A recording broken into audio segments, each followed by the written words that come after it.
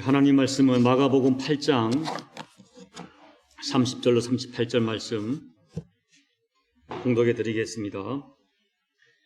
이에 자기의 일을 아무에게도 말하지 말라 경고하시고, 인자가 많은 고난을 받고 장로들과 대제사장들과 서기관들에게 버림받아 죽임을 당하고 사흘 만에 살아나야 할 것을 비로소 그들에게 가르치시되, 드러내놓고 이 말씀을 하시니 베드로가 예수를 붙들고 항변하며, 예수께서 돌이키사 제자들을 보내시며 베드로를 꾸짖어 이르시되, 사탄아 내게로 물러가라. 내가 하나님의 일을 생각하지 아니하고 도리어 사람의 일을 생각하는도다 하시고, 무리와 제자들을 불러 이르시되, 누구든지 나를 따라오려거든 자기를 부인하고 자기 십자가를 지고 나를 따를 것이니라.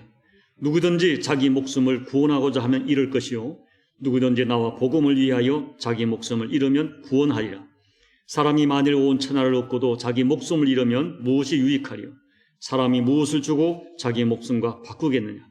누구든지 이 음란하고 죄 많은 세대에서 나와 내 말을 부끄러워하면 인자도 아버지의 영광으로 거룩한 천사들과 함께 올 때에 그 사람을 부끄러워하리라. 아멘.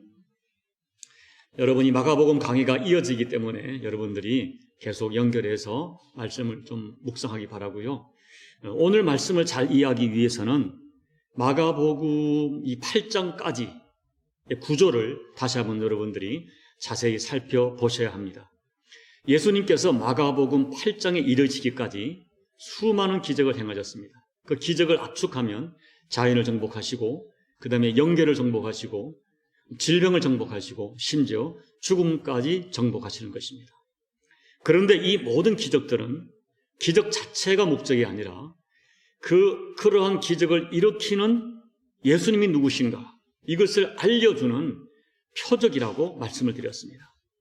그와 같은 많은 표적을 보신 후에 드디어 마가복음 8장, 마태복음은 16장에 오셔서 예수님이 제자들에게 질문을 던지십니다.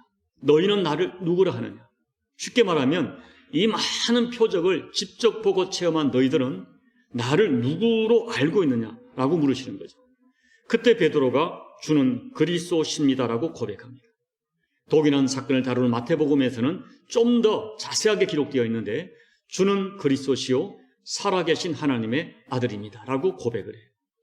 그때 예수님은 베드로가 복이 있다고 말씀하셨습니다. 그리고 이것을 알게 된 것은 하늘에 계신 아버지께서 알게 하신 것이라고 말씀하셨습니다. 결국 하나님께서 베드로의 입을 통하여 예수가 누구신가, 예수님의 신분을 온 세상에 선포하신 것입니다.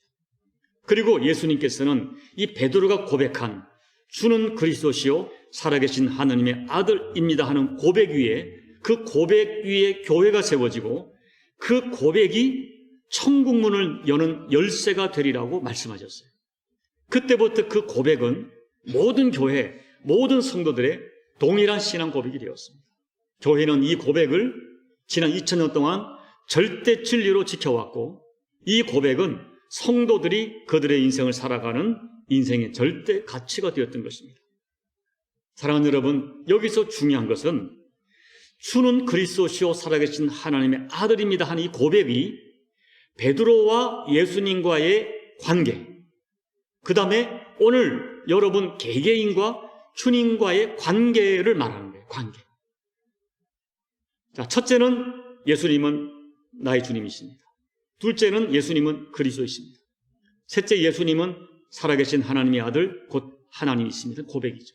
그러니까 이 고백을 우리들에게 적용하면 우리가 예수를 믿는다는 것의 정의가 나옵니다. 이 고백을 적용할 때 우리가 예수 믿는다는 것의 첫째 핵심은 예수님을 온 우주와 역사와 세상을 다스리는 하나님으로 믿는 것이고, 둘째는 예수님이 나와 세상을 구원하시는 구세주, 구원자, 그리스도, 메시아로 믿는 거예요.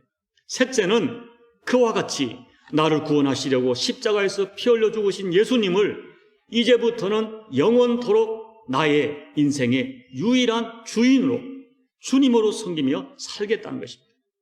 이런 것을 포함해요. 여러분, 제가 지난 주일 속에서 말씀을 드렸지만 신앙생활이라는 거, 예수를 믿는다는 것은 다름이 아니라 내 인생의 주인이 바뀌는 것입니다.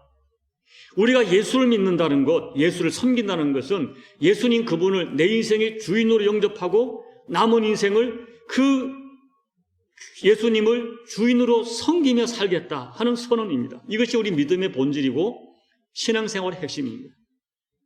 여러분, 거듭 강조하지만 사실은 예수를 주님으로 부르는 것은 어마어마한 선언이에요.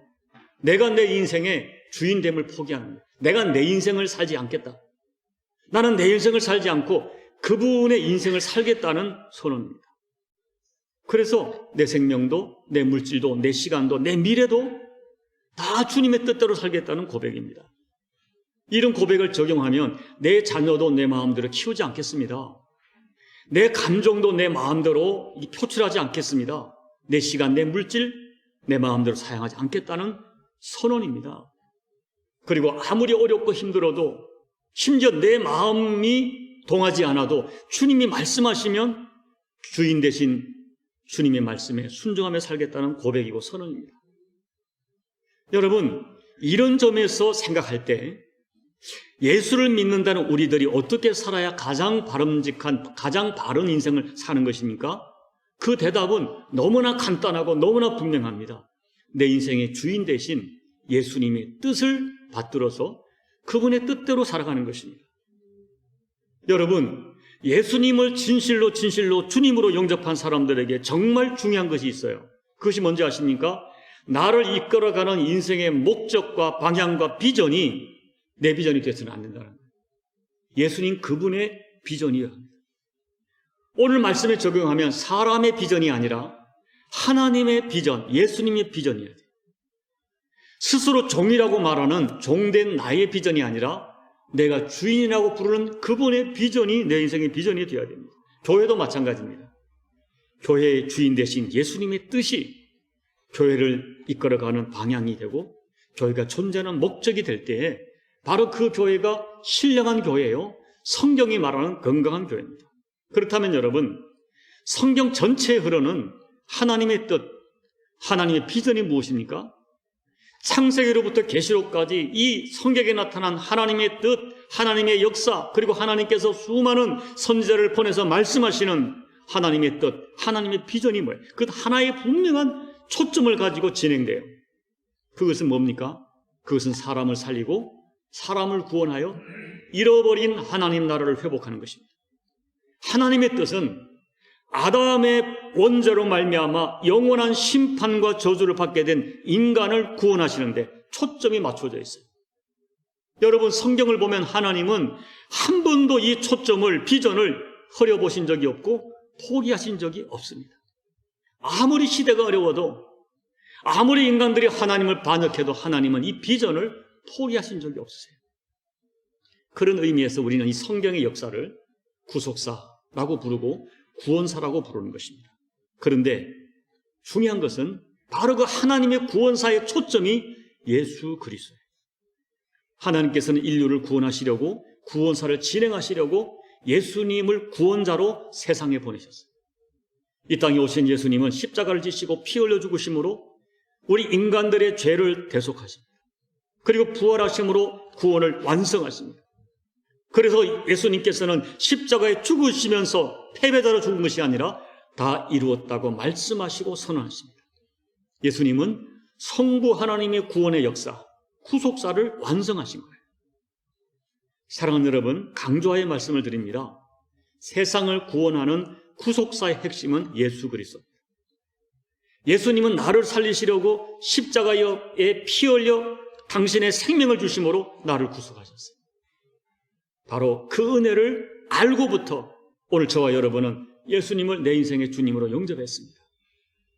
이게 내 인생의 주인은 예수님이십니다. 교회의 주인 예수님이십니다. 그렇다면 그 믿음의 고백이 참이라면 성도들은 당연하게 주님의 뜻이 나의 뜻이 되고 교회는 주님의 비전이 교회의 비전이 되어야 돼요. 이것이 우리 신앙생활의 본질이고 교회가 존재하는 본질입니다. 성도와 교회는 이 본질을 지켜내야 돼요. 성도는 내가 남은 인생을 살아가는 이유와 목적과 방향이 내 인생의 주인 대신 예수님에게서 찾아요. 예수님은 나에게 어떤 의도를 갖고 계시는가? 예수님은 나에게 어떤 그 생각을 갖고 계시는가? 예수님은 왜 어떤 의도를 가지고 나를 구원하셨는가? 그리고 구원받은 나에게 어떤 인생을 살기를 원하시는가? 주님에게서 초점을 찾아야 돼요. 여러분, 우리 예수님께서는요, 33년의 짧은 인생을 사셨지만 분명하고 뚜렷한 비전을 가지고 사셨어요. 그리고 오늘 그 비전을 우리 성도들에게 또 교회에게 부탁하셨습니다. 그러기에 오늘 저와 여러분은 오늘 말씀에서 예수님의 비전이 무엇인가에 주목해야 돼요. 그렇다면 오늘 말씀에 나타난 우리의 영원한 주인 되신 우리 예수님의 비전은 또 인생의 목적과 방향과 사명은 무엇입니까? 첫째, 예수님의 첫 번째 사명과 비전은 십자가였습니다. 십자가를 지는 것이에요. 자, 지난주에 약간 말씀을 드렸지만 오늘 본문에서 주님은 베드로의 입을 통하여 주는 그리스도십니다라는 고백을 받으셨습니다. 베드로의 입을 통하여 예수님은 자신이 온 세상을 구원하시는 구원자요 메시아요 그리스도이신 것을 분명하게 드러내신 것입니다. 그리고 바로 그때부터 비로소 지금까지 한 번도 말씀하지 않으신 메시아가 어떻게 사명을 감당하는지 그것을 자세하게 분명하게 말씀하셨어요. 베드로의 입을 통하여 예수님은 메시아다 이걸 선포하시고, 그렇다면 메시아가 왜 어떻게 메시아의 사명을 감당하는지 그것을 말씀하시는 거예요. 그것이 무엇입니까? 예수님이 메시아이신 분으로 예루살렘 올라가셔서 장로들과 대제사장들과 서기관들에게 많은 고난을 받고 죽임을 당할 것이다. 그러나 제3일에 부활할 것을 비로소 처음으로 말씀하신 것입니다. 고난도 그냥 고난이 아니라 많은 고난을 받을 것입니다. 그리고 그 고난의 결론은 죽임을 당하는 최고의 고난이었습니다. 예수님은 여러 가지 옵션 중에 하나를 선택하는 그런 고난이 아니라 반드시 오직 하나 받아야 되는 고난이 십자가 고난입니다. 여러분, 우리가 성경을 보면 사실 예수님께서는 마리아의 몸에 잉태하실 때부터 천사들을 통하여 예수님이 이 땅에 오신 비전과 목적을 분명하게 드러내셨습니다. 아들을 낳으리니 이름을 예수라 하라. 이는 그가 자기 백성을 그들의 죄에서 구원할 자이며, 예수 구원자로 오셨어요. 그런데 예수님은 오늘 말씀에서 그때 말씀하신 자기 백성을 구원하는 메시아의 사명을 어떻게 감당할지, 많은 고난을 받고 죽음으로써 감당하겠다고 구체적으로 선포하시는 거예요. 여러분, 놀랍게도 예수님의 생애는 탄생부터 죽으심까지 철저하게 오직 십자가에 초점이 맞추어져 있었습니다. 마가복음 10장 45절, 인자가 온 것은 섬김을 받으려 함이 아니요 도리어 섬기려 하고 자기 목숨을 많은 사람의 대속물로 주려 함이니라. 세상을 구원하시려고 이 세상에 오신 예수님의 인생의 목적, 방향과 비전은 오직 십자가였어요. 좀 더 정확히 말하면 예수님의 십자가 사명은 성부 하나님의 비전이었어요. 하나님께서는 어떤 희생을 치르더라도 세상을 살리고자 하는 하나님의 비전이 십자가로 나타난 것입니다. 예수님께서는 모든 사람이 구원을 받으며 진리에 아는 데 이르기를 원하시는 성부 하나님의 비전을 이루어드리기 위해서 이 세상에 오셨고 또 십자가에 죽으셨던 것입니다. 예수님께서는 모든 사람이 거절하는 수치스럽고 고통스러운 십자가를 자신의 인생의 비전 삼으셨어요. 그리고 초지일관 십자가를 향하여 한 걸음 한 걸음 걸어가셨어요. 마침내 그 비전대로 십자가를 지셨고, 그리고 다 이루었다고 말씀하시고 운명하셨습니다. 오늘 말씀에서 주님은 바로 세상을 구원하시는, 나를 구원하시는 그리스도의 사명, 곧 십자가의 사명과 비전을 오늘 구체적으로 선포하셨습니다. 둘째로 예수님의 비전은 교회였습니다. 오늘 마가복음에는 자세히 안 나왔지만 마태복음을 보면 베드로가 주는 그리스도시요 살아계신 하나님의 아들입니다라고 고백하자 예수님은 크게 기뻐하시면서 이렇게 말씀하셨어요. 마태복음 16장 18절, 또 내가 네게 이르노니 너는 베드로라. 내가 이 반석 위에 내 교회를 세우리니 음부의 권세가 이기지 못하리라. 예수님께서는 주는 그리스도시요 살아계신 하나님의 아들입니다 하는 고백을 반석이라고 말씀하셨습니다. 그리고 그 반석 같은 고백 위에 나의 교회를 세우겠다고 말씀하셨어요. 예수님은 내 교회라고 분명히 말씀하셨습니다. 교회는 예수님의 교회입니다. 교회는 주는 그리스도시요 살아계신 하나님의 아들입니다 하는 고백 위에 세워졌습니다. 그러므로 이 교회는 예수님이 그리스도이신 것을 세상에 전해야 합니다. 예수님의 십자가가 온 인류를 구원하는 구원의 실체였다면 교회는 바로 그 구원의 실체, 십자가의 구원을 세상에 전하는 통로입니다. 여러분, 우리는 교회가 없다면 복음을 듣지 못했을 것이고, 교회가 없다면 예수님을 알지 못했을 것입니다. 구원받지 못했을 것입니다. 세상이 또 우리들도 스스로 교회가 타락했다 말하지만 그럼에도 불구하고 이 교회 외에는 세상을 구원할 그 어떤 통로도 주님이 이 땅에 남겨놓지 않으셨어요. 교회는 우리 주님이 이 땅에 재림하실 때까지 온 천하에 예수의 십자가를 증거할 유일한 통로입니다. 예수님은 그와 같은 비전을 가지시고 이 땅에 교회를 세우셨어요. 그러기에 사랑하는 여러분, 오늘 우리 교회 공동체로 모인 우리들이 감당해야 될 교회의 사명은 간단합니다. 예수님의 마음을 품고 예수님을 따라가는 것입니다. 예수님의 마음은 잃어버린 영혼들을 구원하는 것입니다. 예수님은 밀려드는 군중을 보시고 저들이 목자 없는 양같이 유리하는 것을 보시고 탄식하셨습니다. 예수님은 예루살렘 성에 가까이 오셔서 멸망될 예루살렘의 미래를 보시면서 멸망될 그들의 미래를 보시면서 눈물 흘리셨어요. 그것이 예수님의 마음이에요. 여러분, 오늘 예수님이 이 땅에 교회를 세우신 것은 바로 예수님의 마음을 가진 교회를 통하여 세상에 죽어가는 영혼들을 구원하셔서 하나님의 자녀 삼으시고 하나님께 영광 돌리는 예배자로 만드시고 결국 하나님 나라를 회복하는 것이 주님의 뜻이에요. 예수님은 바로 그와 같이 세상을 구원하는 통로로 교회를 남겨놓으신 것입니다. 그러므로 교회의 초점은 잃어버린 영혼들이에요. 사람을 구원하시는 거예요. 그 하나님의 비전에 교회의 방향이 맞춰져야 됩니다. 그래서 예수님께서는 지상 사역을 마치시고 하늘로 올라가시면서 제자들에게 엄중하게 명령하셨습니다. 마태복음 28장 19절 20절 읽어드립니다. 그러므로 너희는 가서 모든 민족을 제자로 삼아 아버지와 아들과 성령의 이름으로 세례를 베풀고 내가 너희에게 분부한 모든 것을 가르쳐 지키게 하라. 볼지어다 내가 세상 끝날까지 너희와 항상 함께 있으리라 하시니라. 이 교회는 우리의 주인 되신 예수님께서 세상을 살리시려고 이 세상에 남겨놓으신 이 교회의 사명을 소중하게 감당하며 살아야 됩니다. 그래서 교회와 성도는 아무리 어렵고 힘들어도 이 초점을 놓쳐서는 안 돼요. 아무리 힘들어도 영혼을 향한 전도와 선교의 사명을 감당해야 되는 것입니다. 그런데 여러분, 오늘 이 본문에서 베드로뿐 아니라 12제자가 예수님의 이 깊은 뜻을 전혀 이해도 못하고 공감도 못하는 것입니다. 베드로는 예수님이 십자가에 죽으시는 이 메시아의 사명을 구체적으로 선포하시니까 깜짝 놀라는 거예요. 너무나 당황하는 것입니다. 많은 고난을 받고 죽음으로써 메시아의 사명을 감당한다는 것은 이 베드로와 12제자가 꿈에도 생각하지 못한, 상상도 못한 너무나 충격적인 말씀이었습니다. 그래서 베드로는 즉시 강력하게 항변합니다. 여기 32절에 사용된 항변한다는 이 단어의 헬라의 뜻은 책망하다는 뜻이 포함되었어요.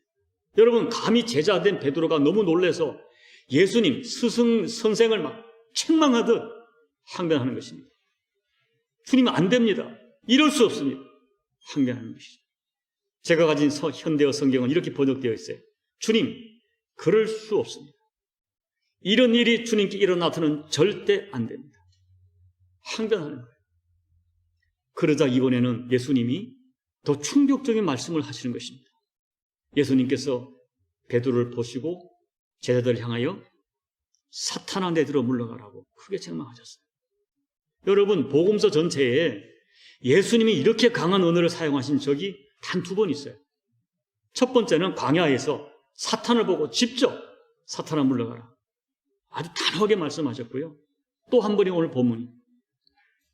여러분 생각해 보십시오. 조금 전에는 베드로의 고백을 들으시고 크게 기뻐하시고 베드로를 칭찬하시고 이랬던 예수님께서 이번에는 최악의 언어로 베드로를 책망하십니다. 물론 여러분, 이 말은 베드로가 사탄이란 말이 아닙니다.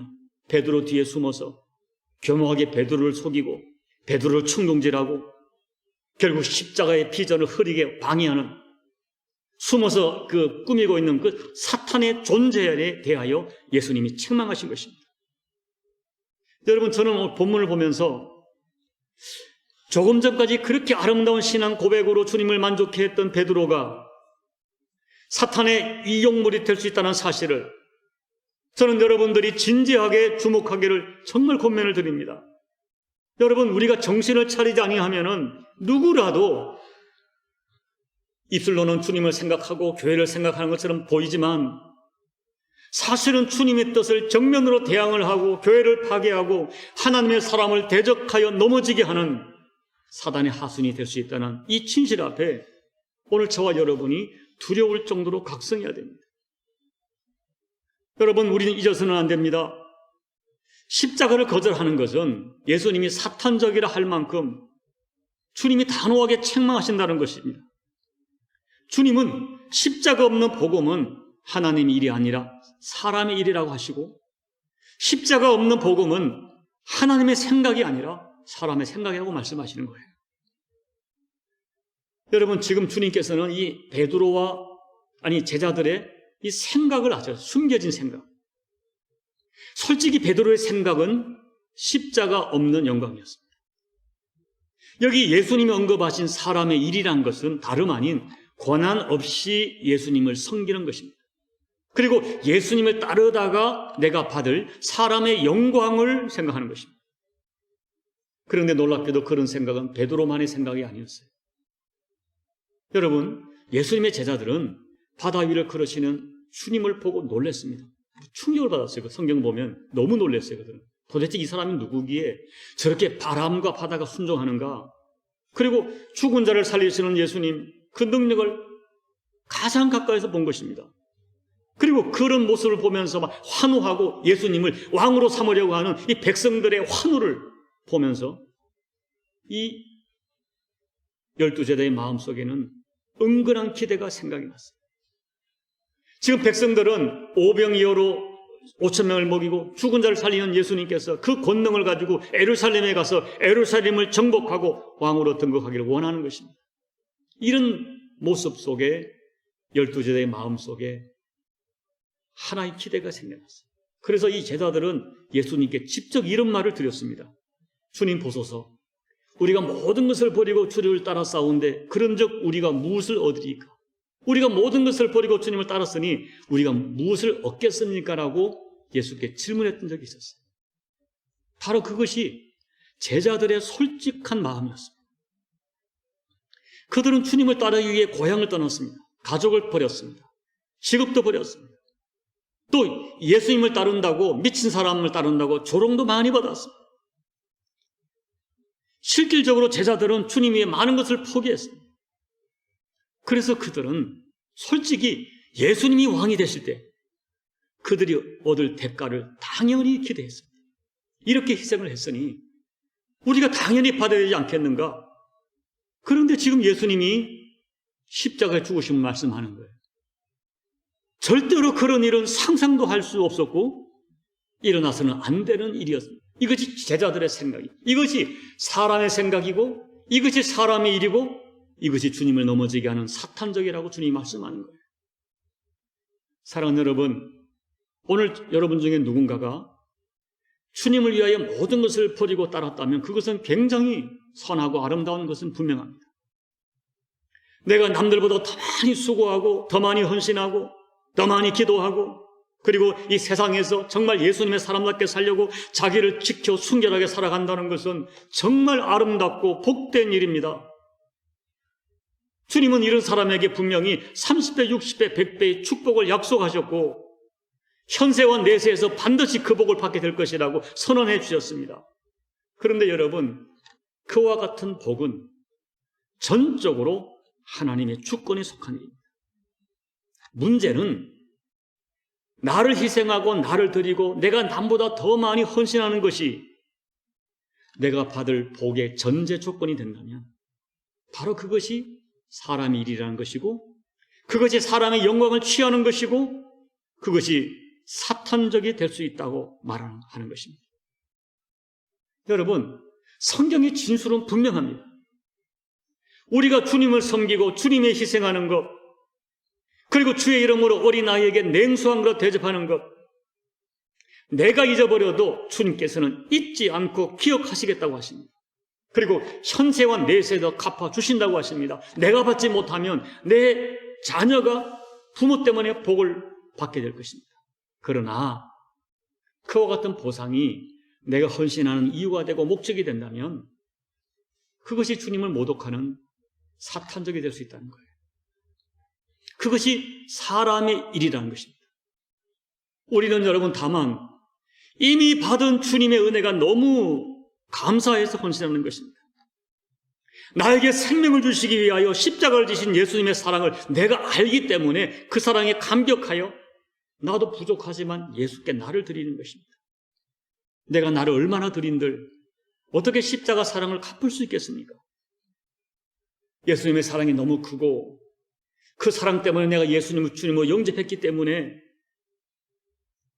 그분의 뜻과 비전을 따라 부족하지만 따라가는 것입니다. 바로 그와 같은 사람이 진정한 주님의 제자입니다. 그런 사람에게 주님은 약속하신 세상에 줄 수 없는 축복이 허락될 것입니다. 그래서 오늘 이 마가복음 8장 34절에서 그 유명한 기독교의 제자에도 그 제자가 어떤 사람인가, 제자의 도리, 제자의 길을 주님이 선포하십니다. 자, 8장 34절 읽어드릴게요. 누구든지 나를 따라오려거든 자기를 부인하고 자기 십자가를 지고 나를 따를 것이냐. 여러분, 주님께서는 자신이 져야 할 십자가의 비전을 먼저 선포하시고 그 다음에 너희가 나를 따라오려거든 너 자신을 부인하고 각자 자기에게 주어진 십자가를 지고 따라오라고 말씀하십니다. 여러분, 여기서 자기를 부인하라는 것은 다름 아니라 오늘 베드로의 고백을 보면, 베드로의 상황을 보면 사람의 일, 나의 이익과 나의 영광을 취하려는 사람의 일을 버리라는 거예요. 끊임없이 내게 남아있는 사람의 영광, 나의 영광을 하려는 사람의 일을 버리라는 것입니다. 사람의 일을 버리고 주님의 일을 생각해라. 하나님의 일을 생각하라는 것입니다. 그것이 십자가라는 것입니다. 십자가는 모든 제자가 걸어가야 할 비전입니다. 그러면 여러분, 어떻게 사는 것이 십자가를 지고 예수님을 따르는 것입니까? 주님이 주신 십자가의 해답이 있어요. 내가 죽어서 세상을 살리는, 이것이 십자가. 그런데 주님은 이런 말씀하세요. 십자가는 네가 죽는 것 같으나 사실은 십자가만이 너가 살고 세상을 살리는 유일한 길이요 비밀이라고 말하는 것입니다. 35절 말씀을 보면 누구든지 자기 목숨을 구원하자 하면 잃을 것이요 누구든지 나와 복음을 위하여 자기 목숨을 잃으면 구원하리라. 역설적인 진리를 말씀하세요. 너희가 살고자 하면 죽을 것이고 너희가 십자가를 지고 나와 복음을 위하여 죽고자 하면 구원받고 살게 된다 말씀하시는 거예요. 여러분, 이것을 기억하십시오.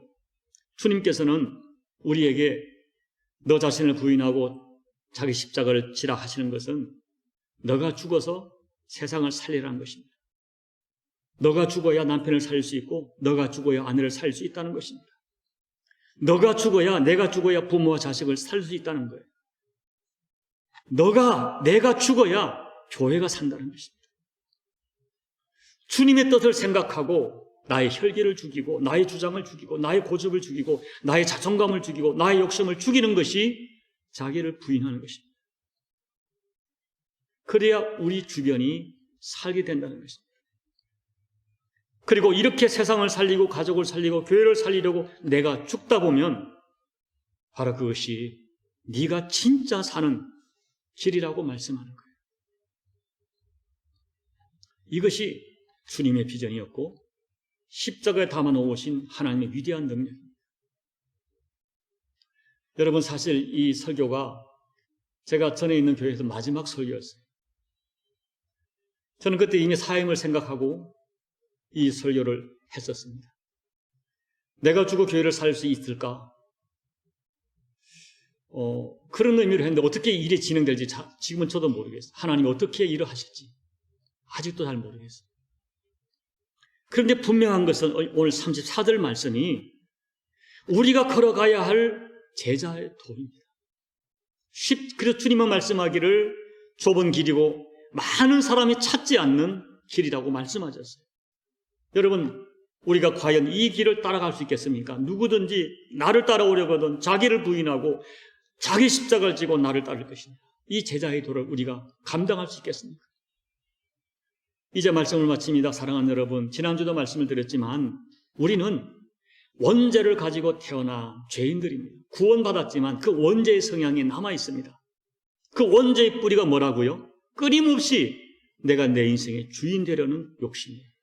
아담과 하와를 유혹했던 원죄의 속성, 내가 내 인생의 주인이다, 내게 있는 것은 내 것이다 하는 이 성향이에요. 끊임없이 내 영광을 추구하고 사람의 영광을 추구하고 사람의 일을 추구하려는 것입니다. 그 욕심의 뿌리가 얼마나 끈질기고 얼마나 강력한지 모릅니다. 그래서 주께서 말씀하기를 우리가 입술로는 많은 사람이 입술로는 주여 주여 부르지만 사실은 여전히 자기가 자기 인생의 주인 되어 사람의 일을 구하고 자기 영광을 추구하고 하며 살아가는 교회 안의 불신자가 정말 많다고 분명하게 말씀하셨어요. 그러므로 여러분, 오늘 우리가 누가 진짜 내 인생의 주인인가, 이것을 정직하게 확인하는 일은 너무너무 중요합니다. 여러분 자신에게 과연 나는 내 인생의 주인인가? 예수님이 과연 내 인생의 그분이 주인이신가? 이거를 정직하게 점검하는 것, 확인하는 것, 그것은 사실은 죽느냐 사느냐의 문제가 달린 너무나 중요한 문제. 오늘 본문과 같은 사건을 다루는 마태복음 16장 27절에서 이렇게 주님이 말씀하세요. 인자가 아버지의 영광으로 그 천사들과 함께 오리니 그때 각 사람이 행한 대로 갚으리라. 이 말씀을 적용하면 내가 내 인생에 내가 주인이 되어 내 생각과 내 뜻대로 사람의 영광과 사람의 일을 구하는 인생을 살았는 것, 주님은 정확히 다 하시고 주님 오실 때 그대로 갚아주실 것입니다. 그리고 예수님을 진짜 내 인생의 주님으로 섬기고 아프고 힘들지만은 묵묵히 십자가를 걸어갔던 그 십자가를 자기 주님의 비전을 자기 인생의 비전으로 삼고 자기 십자가를 지고 묵묵히 하나님의 일을 구하며 걸어갔던 사람들에게도 하나님께서 그날에 그 사람이 행한 대로 정확하게 갚아주실 것입니다. 오늘 이 말씀 앞에 저와 여러분이 진지하게 한번 묵상하시고 결단하고 실천하셔서 남은 인생을 진짜 예수님을 섬기고 진짜 예수님을 따라가는 제자의 길을 하나님이 사람의 일이 아닌 하나님의 일을 구하며 살아가시는 우리 모두가 되시기를 예수님 이름으로 축복합니다. 아멘. 우리 함께 기도하겠습니다.